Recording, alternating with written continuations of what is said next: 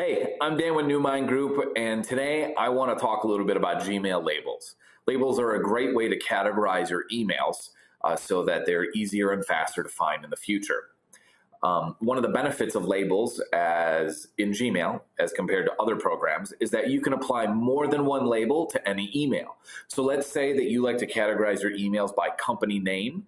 You can also categorize your emails by maybe a workflow, like say the sales process. So, you have a prospect where you send out a prospecting email. You may have a discovery call stage, then you may have quoting, and then you'll have follow up and close. So you could use labels as a way to move emails down that chain. And that's just some of the cool ways that you could use labels. There's also the zero inbox method, which we'll get to in future videos that deals with action and awaiting response labels. So how do you create a label? The easiest way is from your inbox to select an email, and then in your menu bar, you'll have Move To and Labels. Both of them will create labels and allow you to categorize emails. But I'm going to use the labels because it doesn't move the email out of the inbox. So I know that this email is about Gmail. So I've already created a label called Gmail. So I will select it.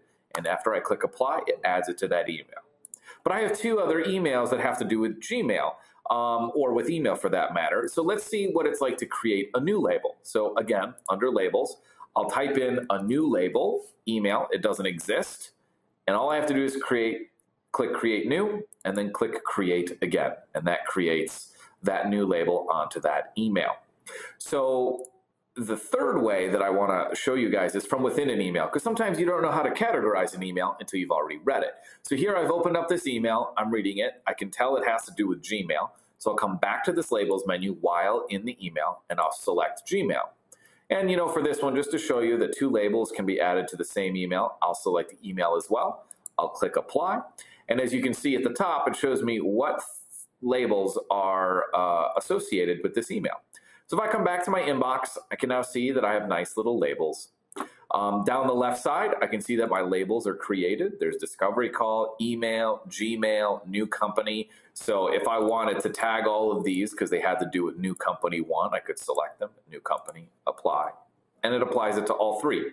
That's the quick hits on how labels work. There's some cool ways to use labels with filters to automatically label emails as they come in with rules. We'll get to that in a future video. And then also I mentioned zero inbox, and really want to help you guys understand how to keep your inbox clean and not using the inbox as a to-do list, but rather have a process for how we go through emails and our tasks. So I'll get to that in a future video too. And if you want to know about it, subscribe to our newsletter. That's one way. We definitely share a lot of these tips through our blog, and that's a great way to do it. I'll have that link below.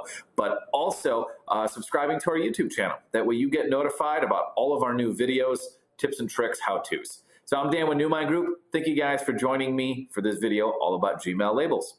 Talk to you soon.